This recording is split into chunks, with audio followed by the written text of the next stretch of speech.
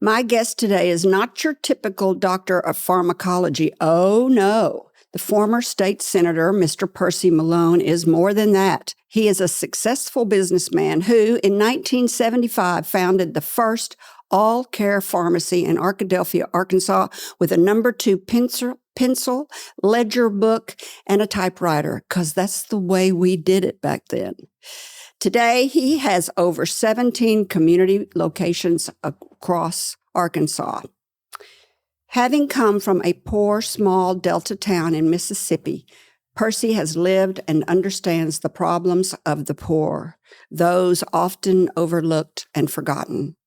That is why, while serving in both Arkansas houses, first as a representative and later as a senator, Malone sponsored no less than 50 bills with a focus on protecting children, caring for the sick or incapacitated, and helping those living below the poverty line. At a time when monopolies and big businesses are bankrupting smaller companies, Percy has stayed true to himself. Over the last 5 decades, he has seen radical change in his industry, from mom-and-pop drugstores with soda shops in the back to big pharma. From pencil and paper accounting to computer pharmacy tracking systems. Mr. Percy Malone has successfully led his company, All Care Pharmacy, through the ever-changing complexities of business and consumerism in the 21st century. It is with great pleasure and admiration that I welcome to the table Dr., Senator, and entrepreneur, Mr. Percy Malone. Thank you very much. It's wonderful to be here, and I look forward to our conversation. Thank you, Percy. You have done a lot. So your family roots are in Mississippi. You were born in Rosedale, Mississippi, and your parents had very little education, but a strong work ethic. Talk about growing up in the Delta. Well, my dad was born in 1893. I was born in 1942, so he was 49 when I was born. When my mom and dad got married, they lived in a tent on the Mississippi River. My dad never went to school a day in his life. One of the smartest men I ever knew. Worked hard. Don't know very much about his background. He never talked about it very much. His first wife died, we believe. My mom was his second wife. We believe he served in World War I and a short time in World War II. He just never talked about it. He couldn't read nor write. Worked hard. Like I said, the smartest man I ever knew. What do you think he'd think about you right now, how far you've come and how much education you have? Do you think about him sometimes? Every week. I've got all these things he said. Yeah. About working hard. He said, son, because we lived on the wrong side of the railroad track. Mm-hmm. And all of our clan lived on a little place, a road that's not much wider than this table. His brothers and sisters lived down there. Their main way to make money was make moonshine. And so we have no truck patch. That's a garden behind the levee on a place that a guy named Perry Martin operated. And he was the very best moonshine whiskey maker around. He shipped his whiskey to New York. Really? So I could talk to y'all about all the blessings I've had. But my dad wasn't about education. My mom had an 8th grade education, and she's the one that encouraged me to go to school. But when I did graduate from pharmacy school, he was the most proud human there was. He had a stroke when he was a young man and just had day labor jobs almost. And then as he got older, he was a night watchman at a yard that kept lumber, sawmill place. So I have had an absolute blessed life. You've worked hard. As a 6th grader, you got a job at a soda shop. And that's kind of when you begin to formulate and see what it was like outside of your family making moonshine. Talk about that soda shop job. You were a soda jerk, I think they called him back then. That's right. And after the tornado of 1997 in Arkadelphia, I built back a old-timey drugstore. And the school asked me to come out and talk about my soda fountain and my new drugstore. So it was some 7th and 8th graders. And I explained to them that I was going to have a drugstore with a soda fountain. And I was a soda jerk. Mm-hmm. I could just see that glazed over look on their eyes. And I, not a teacher, I couldn't explain it. So I turned around and talked to the teachers, and they were in their 30s. Yeah. I said, would you tell them what I did? And they said, we don't know what that is either. What? I said, damn, I'm old. Cherry, what is it? Cherry flavored Coca-Colas. That's what you get at a soda fountain. Mm-hmm. Well, it was putting cherries in the Cokes or putting cherries on the ice cream sundaes or cherries on a banana split. But it was a good way to get the girls to come up because they liked those fresh cherries. There's always something about the girls and all these guys. It's like, how come you're doing it? Well, the girls liked it when I played the guitar. Well, the girls liked it when I made their soda. When I put a cherry on top. So you said, and I love this quote. I've got several of your quotes. You said, I had people tell me that I would never get into Ole Miss, and if I did, I would never get out. I didn't spend my energy trying to prove them wrong. I spent my energy on telling myself I could do it. More people need to do that, build themselves up. Well, that gets into a part of America and Arkansas and Mississippi. We tend to judge people by the clothes they wear, how long their hair is, all kind of things. Mm-hmm. If I told you I'm 80 and you had never seen me, I'll tell you I'm 30. You've never seen me. You immediately have a picture of who I am and what I am and who I'm like. Mm-hmm.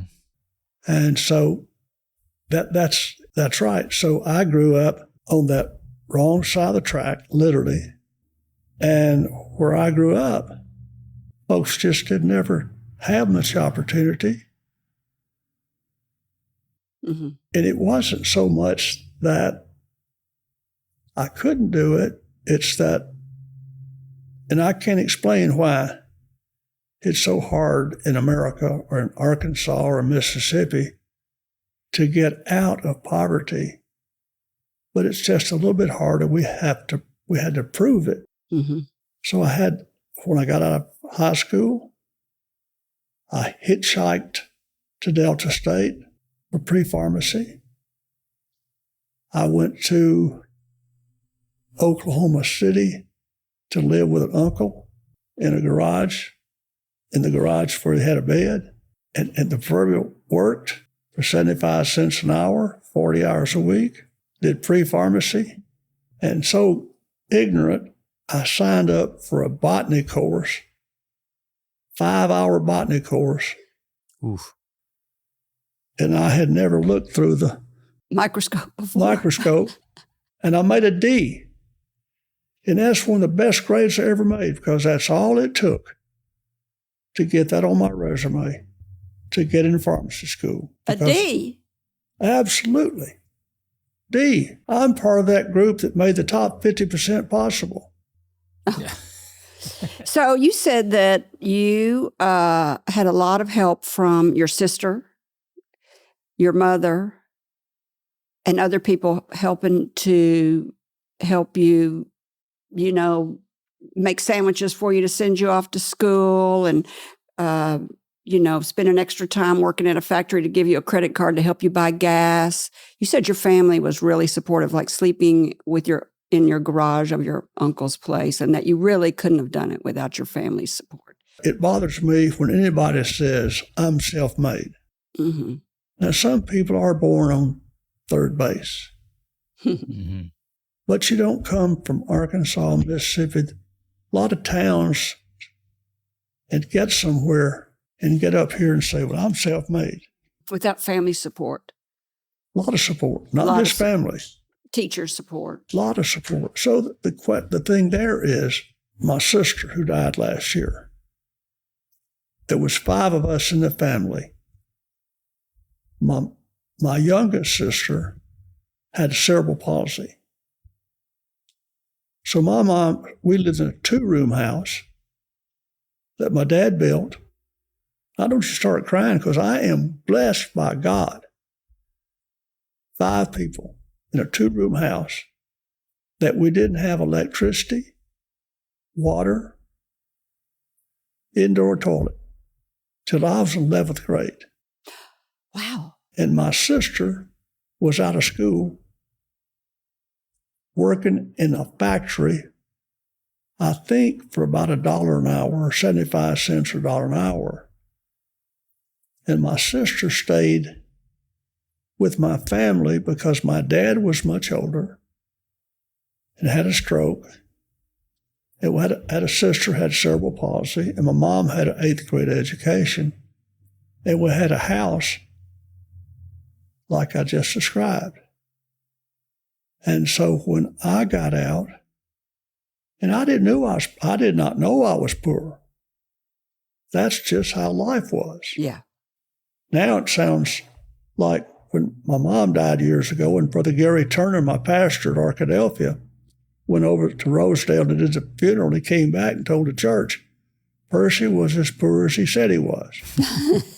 But we didn't know it. Yeah. Words meant things. Today, the generation, it's so sad. The words don't mean anything.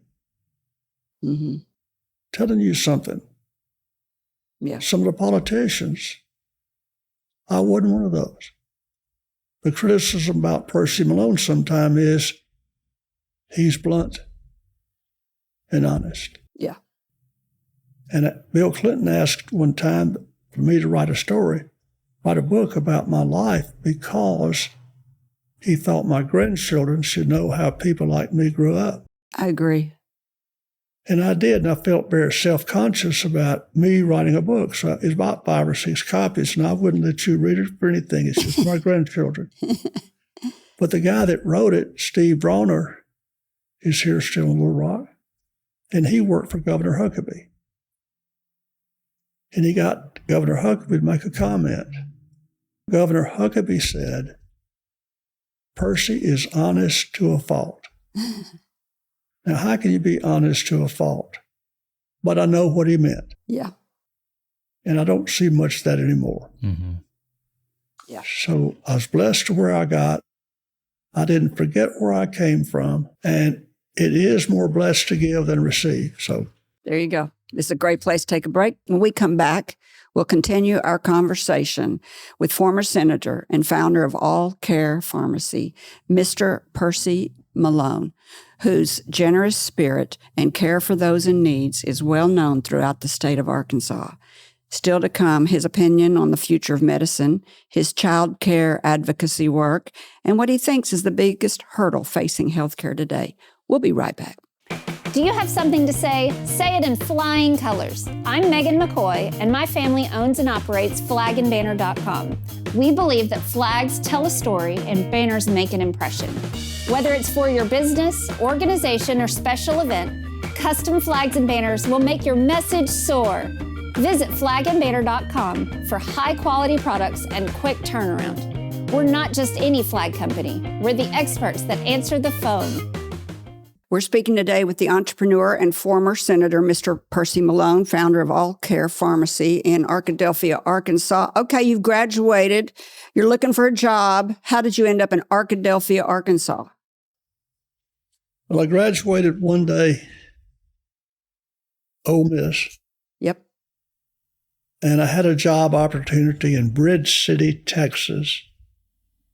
So I went to Louisiana, took the state board exam, reciprocated to Texas, and moved to Bridge City in 1965. I got there because I thought I'd have a chance to own my own business. I always wanted to own my own drugstore. I wanted to have my own business, and I'd had no opportunity in a small town in Arkansas because the guy that was going to help me in Rosedale died before I got into school, and the other pharmacist potential guy was the guy that went to school, went to pharmacy school and went to that drugstore and took it over. Oh. Mm-hmm. So I had no place to go except leave, and I was recruited by somebody in Bridge City, Texas. And I didn't have any money, anywhere to get any money. So I knew I'd never have a store there. So I had a friend that was in Arkansas. I said, I got to go somewhere that I can have a chance to go to work for somebody that someday will pass along and maybe I can take their store. Mm-hmm. So I ended up in Camden. That didn't work. Oh. On a Sunday, I heard of a job in Arkadelphia. I went to the hospital. Mr. I.B. Fuller was working. He owned the store. His legs had given out on him. Oh. I said, I'm looking for a place to land. He said, I want somebody to work that'll be here. I made a deal with him. It's a longer story than that. But anyway, so that's how I got to Arkadelphia. And then I started, and that's another story about how I got started. Mm-hmm. In Arkadelphia. You want to hear it? Yeah. Real brief. All right. Give it to me. Nothing's brief. So when I got those 2 stores started, when I come to Arkansas, the Pharmacy Association did not want discount drugstores or any of those kind of things that would be competitive to their way of life. And here I was, so they checked me out before I came to Arkansas to make sure I wasn't going to work for a discount operation. And I was asked that when I got my temporary license coming into Arkansas. So along the way, I did get those 2 stores started. And in 1975, I had the dangest investigation ever, because I was the one that was promoting generic drugs and discount prices.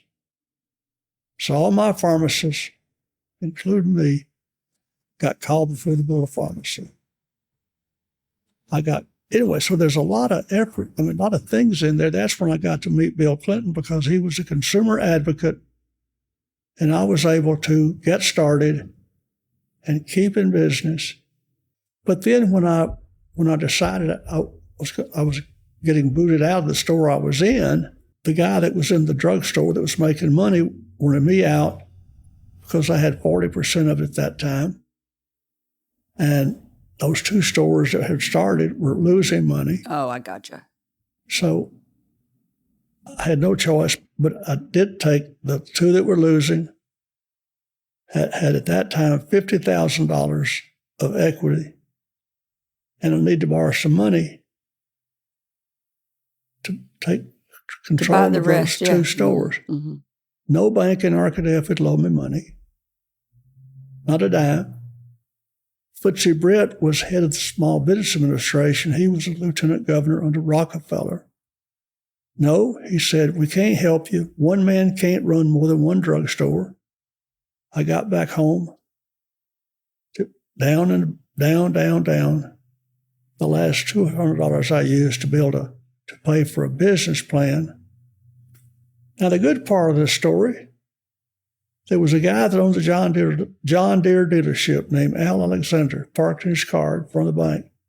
I barely knew him and knocked on his window.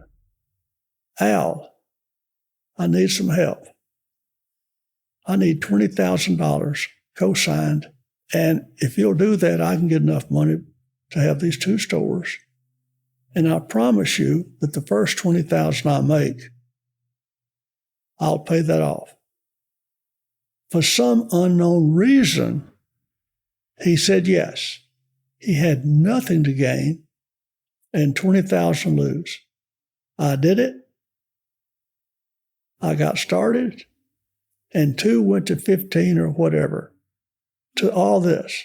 So you just ask. So I tell people, but somebody's got to say yes. I asked the bank, they said no.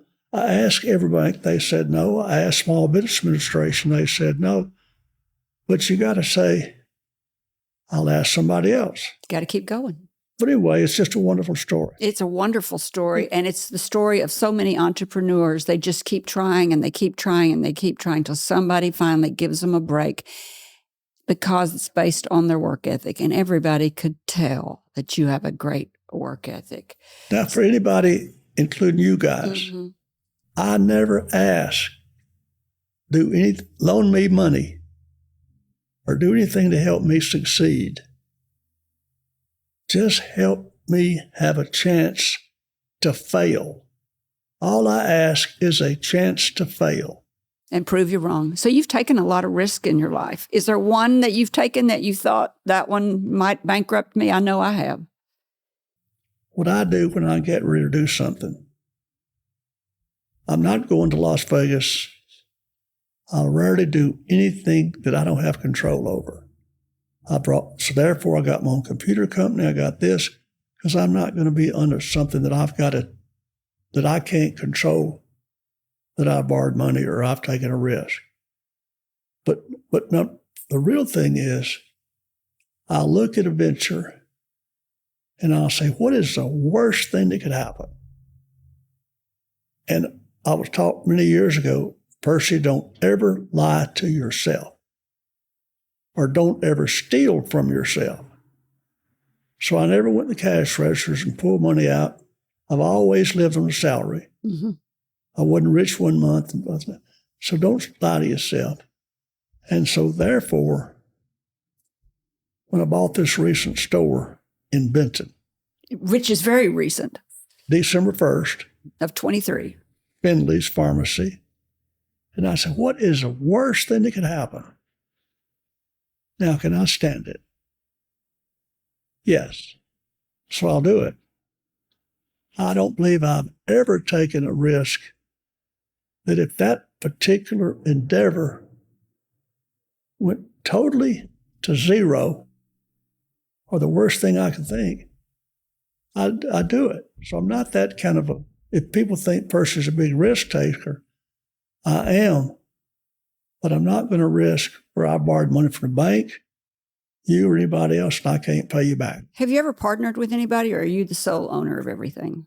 I have brought in partners a little bit. When you say you own a computer company, you were one of the first pharmacies in Arkansas to go on a computer system. I had the first pharmacy package in a pharmacy in Arkansas from a place in Grapevine, Texas. What year was that?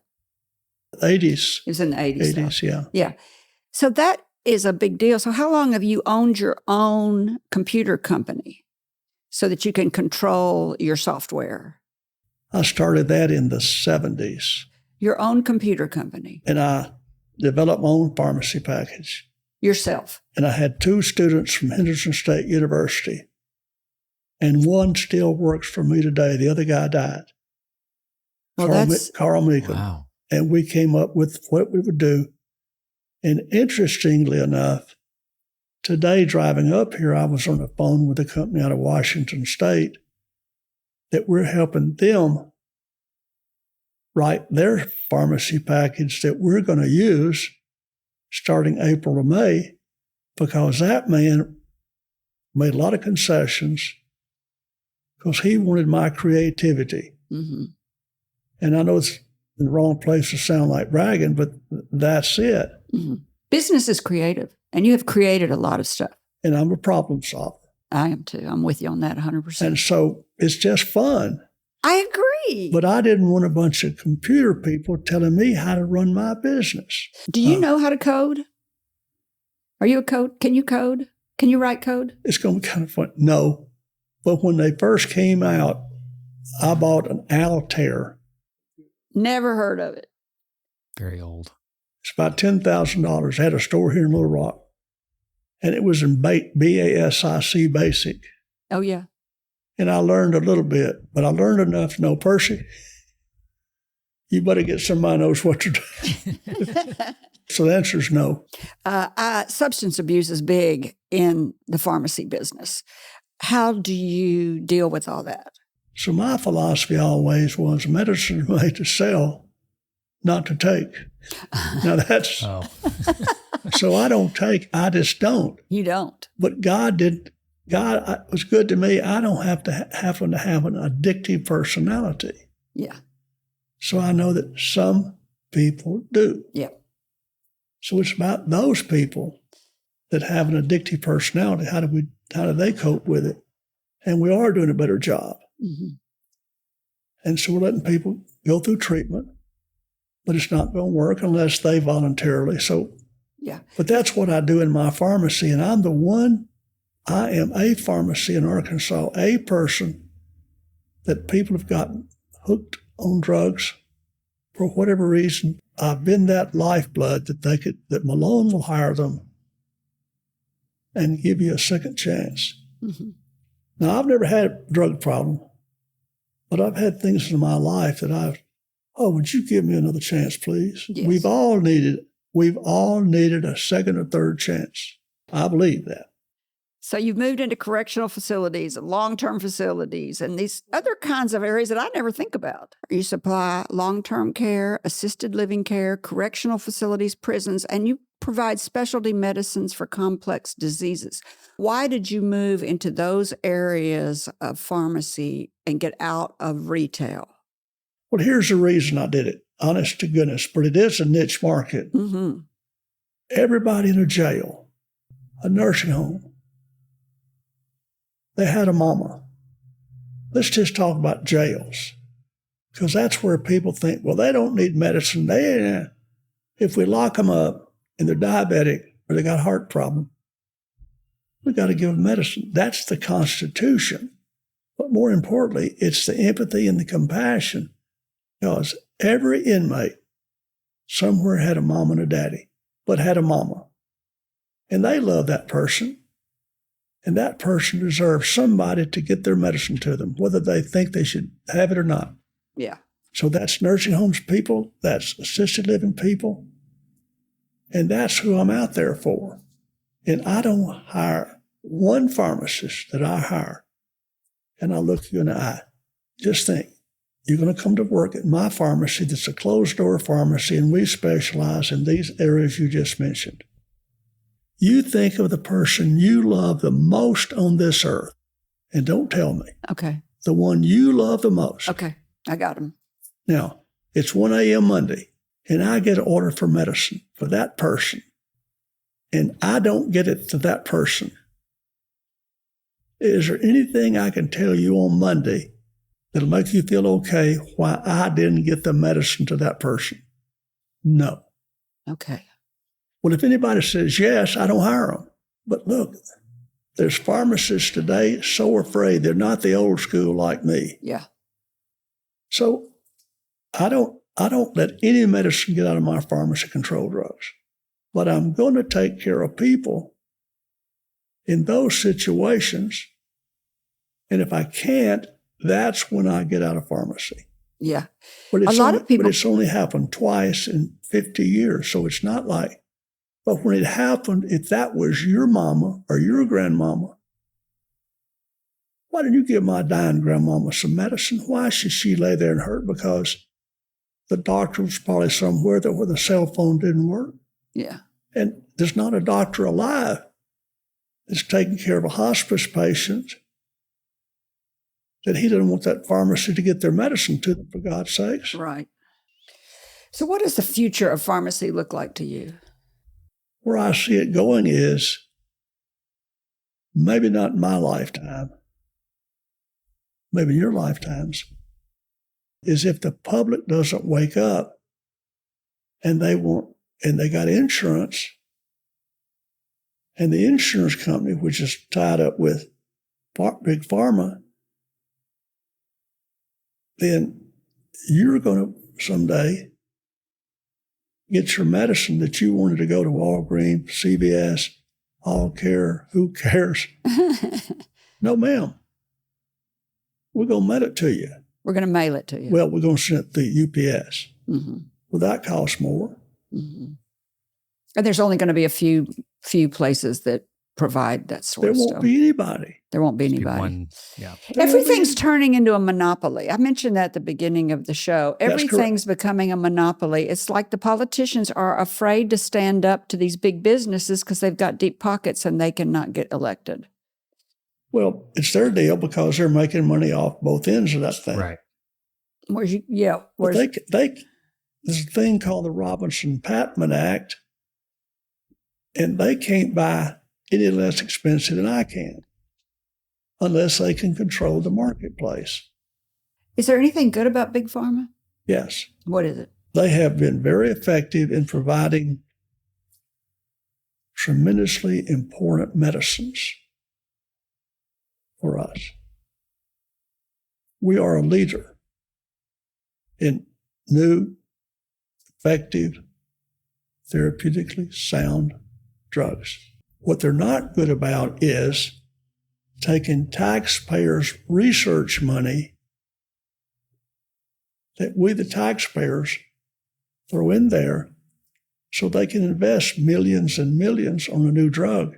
And then we, the taxpayer, I hate to say it like that, but you know, the government's tax money that helped take the risk, but that's got to get fixed.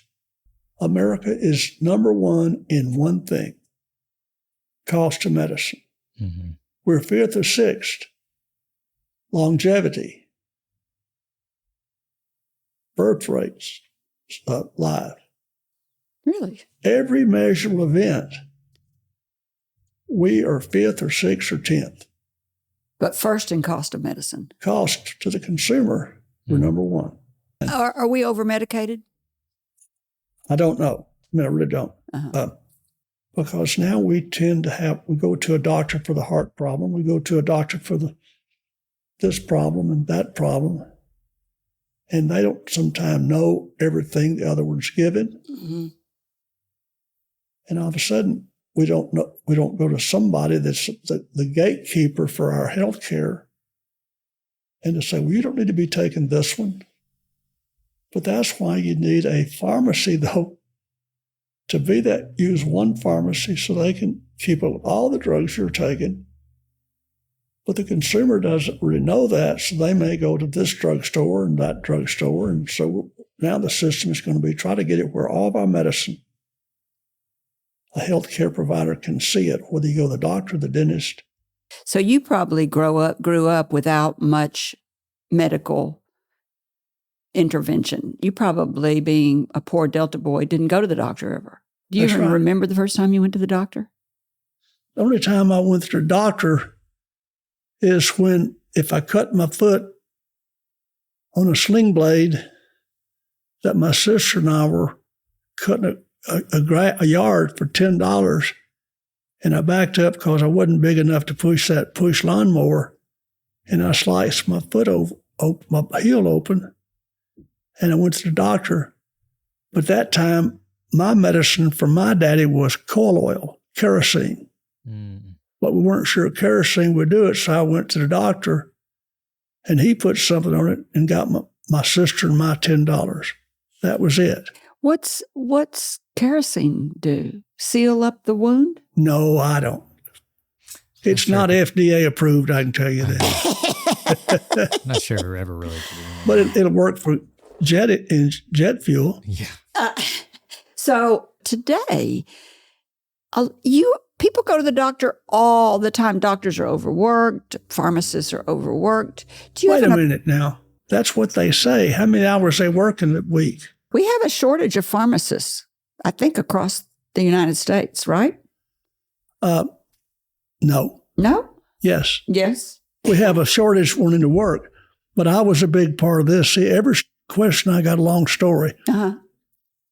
When I started in the legislature, there was only 70 students that could be admitted into pharmacy school. But we limited and do the number of pharmacy students.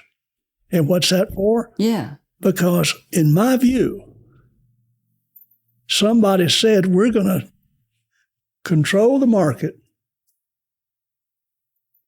and therefore we can keep the salaries up And we won't have to have a bunch of these young Turks coming out of school that want to open a drugstore down the street from me. In fact, the Board of Pharmacy had a regulation many years ago when I came to Arkansas that said you can't get a permit for a drugstore unless you can prove a need in the county. Well, of course, that didn't last long past the threat to go to court. Yeah, you can't control anywhere. Nobody can tell me that I can't open a place to sell minnows. Yeah. But in any event, that gets off the question a little bit. So, do we have enough pharmacists to fill all the jobs? Yes. Now, here's the background on that. When I went to school, there was one girl in pharmacy school. Mm. It was all men's deal. So they gave a test to decide of all those 150 people that want to be a pharmacist, what 70 get there. A test. Well, guess what? Women, first of all, are smarter than us. And second, well known, they do better on testing mm-hmm. than men do. Mm-hmm. All of a sudden, you got 70 students and 50 women and 20 men. And guess what? Women have a right to be pharmacists. Mm-hmm. It just so happens men don't have babies and women do. And they want to get out and work a few years. And I've got daughters, and I know they're going to work. And all of a sudden, things happen in their body and their life. Nope, I want to stay home and take care of little Susie. You're exactly right. I have several friends who are female pharmacists, and they work part-time. So we got plenty of pharmacists. Yeah. And I said, you know what? I'm going to increase the size of the pharmacy school. Really? Because these blasted tests you give doesn't have anything to do whether they're good pharmacists or bad pharmacists. So let's give them a chance to fail. That's your motto. So I legislatively increased the size of the pharmacy school and funding from 70 to 90. And that didn't help very much. Oh. We got more stay-at-home moms that have a great job that's part-time. They don't have to go to McDonald's and make this. They can work a day or two and make a significant more amount of money. And that's what we ought to be able to do. Yeah. Let them have part-time. So is it still 90 or is there more now? No, then I moved it to 120. Ah. And the dean went ballistic on me. And she's still over there working, Percy. And I said, well, I'm going to get that number high enough where people like me could get in. Because I ain't smart as these women. All right, this is a great place to take a break. When we come back, we'll continue our conversation with the founder of All Care Pharmacy in Arkadelphia, Arkansas, Mr. Percy Malone, who served in the House of Representatives for 4 years and 12 years as an Arkansas senator, where he advocated for children and health care for all. Still to come, his work in the Senate and the bills he passed and why they are important. We'll be right back. Warm weather is just around the corner, and flagandbanner.com has floral and fun decor to help you spring into the season. For banners, door hangers, and more, come see us in our historic downtown showroom or shop online at flagandbanner.com. We're speaking today with one of Arkansas's top pharmacy innovators, founder of All Care Pharmacy and former state senator, Mr. Percy Malone. Before the break, we talked about the future of big pharma and how your votes count and how we need to really hold our elected officials accountable for taking care of us. And Percy's got 50 years experience in this industry. He's done a lot. He's seen a lot. And he is kind of concerned about where, pharmacy and medicine is going in the future because, well, you'll just have to go back and listen. He's got some good points he's made. But now let's talk about, Percy, your work in the Arkansas houses. You worked as a representative for several years. Let me see, from 95 to 99. And then for the next 12 or 13 years, you were a senator. What made you decide that you wanted to become an elected official? One of the things was when I was working as a liaison helping Bill Clinton. And I did that from earlier comments in the show. I did not grow up in a political family. I was not involved in politics when I first came to Arkansas. Never been involved in politics.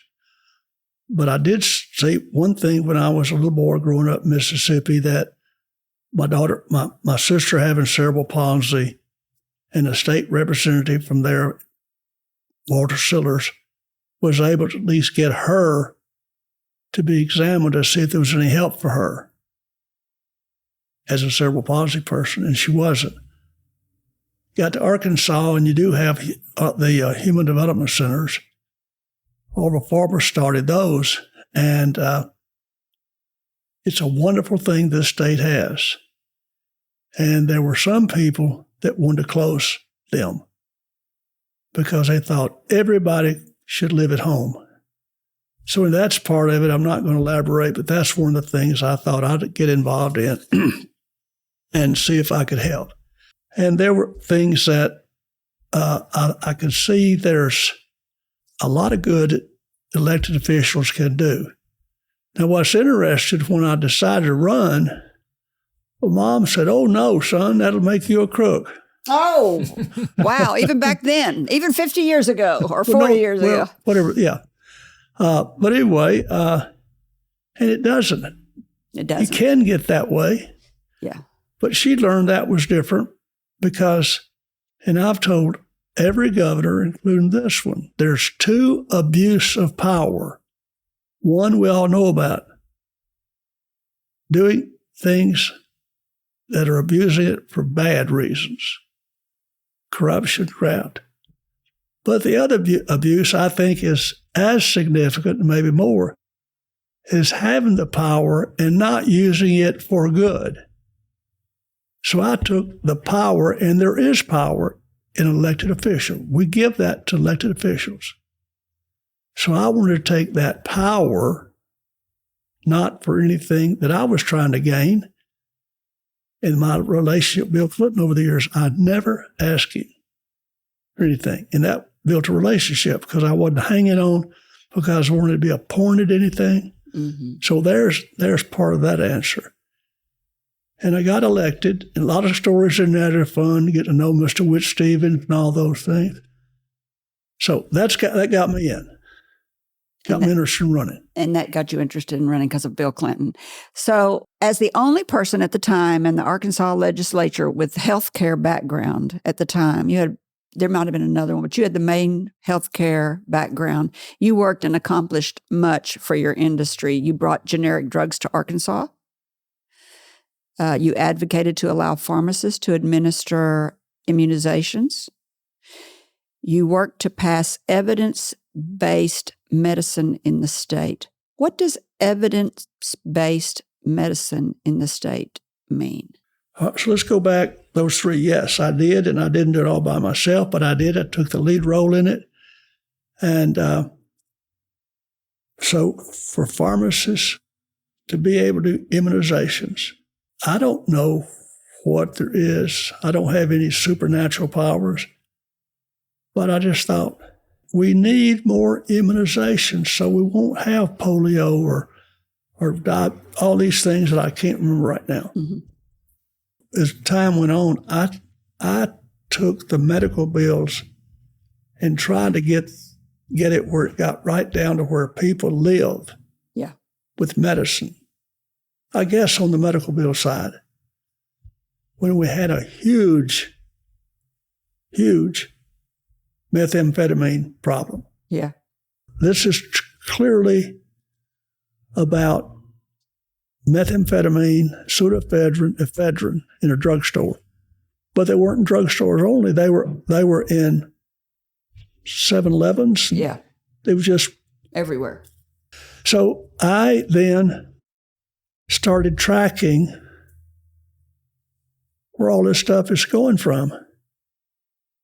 You'd have grocery wholesalers that were selling to grocery stores and little convenience stores, and you just go and buy a case of that stuff and go make some meth. Oh. And then so we got that over a big old fight. And I did get Governor Beebe to help me because the lobbyists were just going crazy that we were going to limit the sales to a drugstore where at least you could keep up with it. Yeah. Because there's a lot of people need that drug for legitimate reasons. Yeah. And they don't know what's going on. So then I got it where it was going to at least go through some place that there was registration to know how much pseudoephedrine was being sold at All Care Pharmacy. Because you don't need a prescription. You just need to go up to the counter and ask for it, and they'll give it to you, and you write your name down. That way you can't buy a case of it and take it out back and turn it into crystal meth. The big box stores didn't like that because they didn't want a pharmacist to take their time to sell one package. Oh. And so they lobbied like you can't believe. Wow. So the rest of it was then I found that about 85 or 90% was being sold by the big box Stores that that don't know had what's going on. pharmacies in them. Yeah. And there'd be people outside, I'll give you $10 if you'll go in and buy two boxes where they can buy and sign. Yeah. So that didn't stop it. Wow. And I did not, to your point earlier, think that drug should require a prescription because people don't need to go to the doctor To get it. to have to pay a $25 visit to buy a decongestant. So I fought for the consumer to be able to buy it and a pharmacy to be professional, wherever that prescription department is, and go in and have it behind the counter, buy it there, and sign for it. So we know how many are being sold. So, and who to? Mm-hmm. And I got with Dustin McDaniel, the Attorney General, and we took some money that would pay for a system. So if you come into drugstore A and buy it, and you go down the street to drugstore B, then they say, oh, you've already bought it. Oh, smart. So it took a lot of work. These things are not easy to do or much less describe. This is a great place to take a break. And our last break, when we come back, we'll continue our conversation with the former senator and founder of All Care Pharmacy, Mr. Percy Malone, whose generous spirit and care for those in need is well known throughout the state of Arkansas. After 5 decades in the field of pharmacy, what does he feel was his biggest and lasting accomplishment? We just heard it. We'll be right back to wind the show up.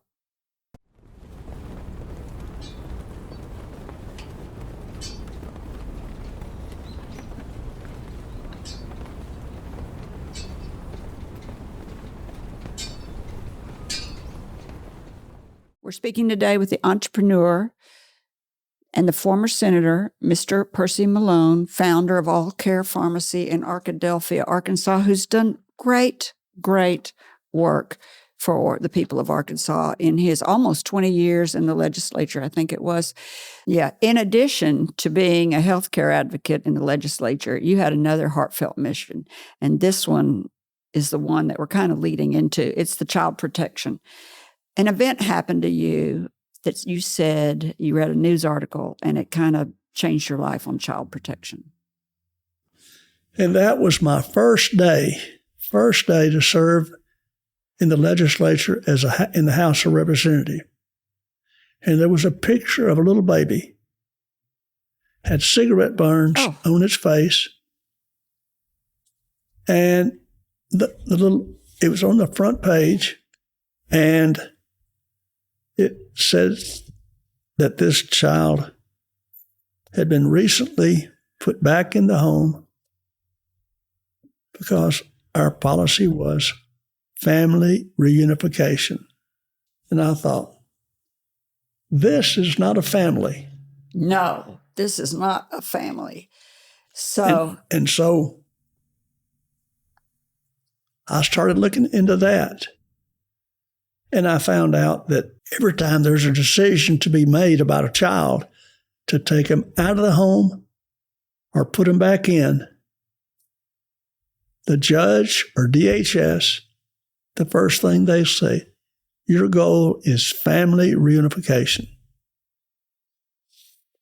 And I said, that's got to change. The first goal is to have that child in a safe environment. so where did you want to put them? Did you want to go to foster care? What was your solution? Yes, have foster care. Foster care first. But we didn't have enough foster parents. I had to deal with that. And we don't have orphanages anymore.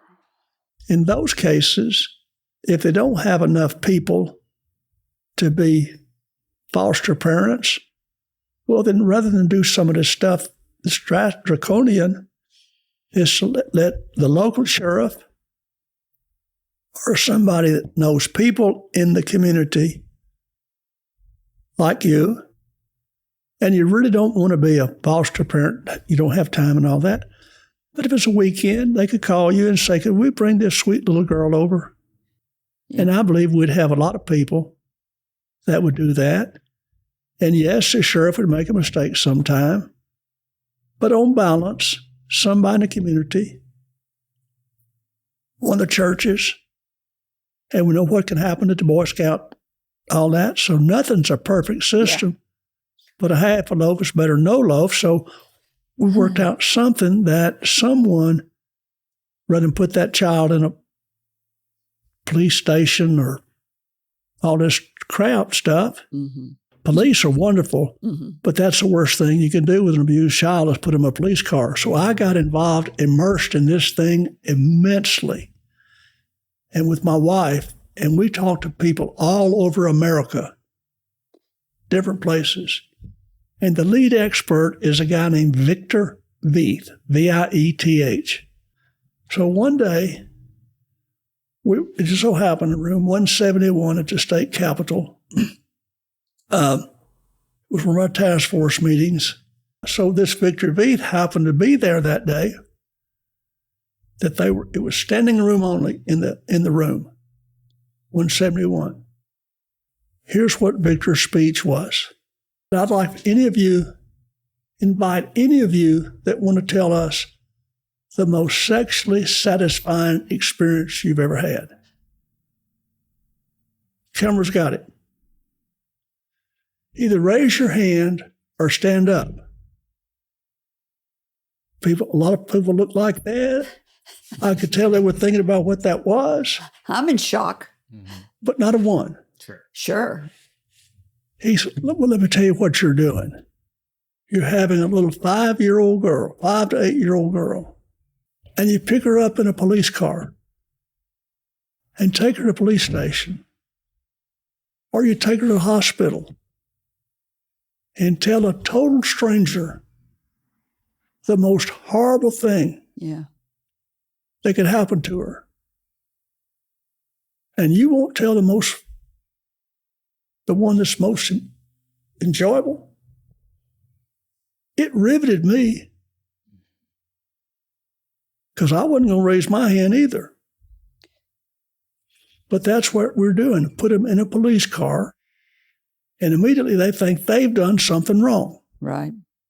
That's why you don't put them in a police car. There you go. Never in this state. So did y'all end up passing that bill? Did you end up passing that bill? All of it. All of it. I mean, it was a series of things. Yeah. Yeah, I mean, it took a long, long time. It takes a long, long time to tell the story. Mm-hmm. But it changed Arkansas. Percy Malone, I have enjoyed talking to you. Here's your gift for visiting with us. It is a U.S. flag, an Arkansas flag, and a Mississippi desk flag for you to take back and put to your office. Thank you. You're welcome. I've really enjoyed talking to you. Thank you. I will put this in there. This show was recorded in the hollow walls of the Taborian Hall in Little Rock, Arkansas, and made possible by the good works of flagandbanner.com, Mr. Tom Wood, our audio engineer, Mr. Jonathan Hankins, our videographer, daughter, Miss Megan Pittman, production manager, and my co-host, Mr. Grady McCoy IV, a.k.a. Son Gray. Thank you for spending time with us. We hope you've heard or learned something that's been inspiring or enlightening, and that it, whatever it is, will help you up your business, your independence, or your life. I'm Kerry McCoy, and I'll see you next time on Up in Your Business. Until then, be brave and keep it up. If you enjoyed this video, don't forget to like, share, and subscribe. For more of Kerry's interviews, click on either video on the right of the screen. And as always, thank you for watching.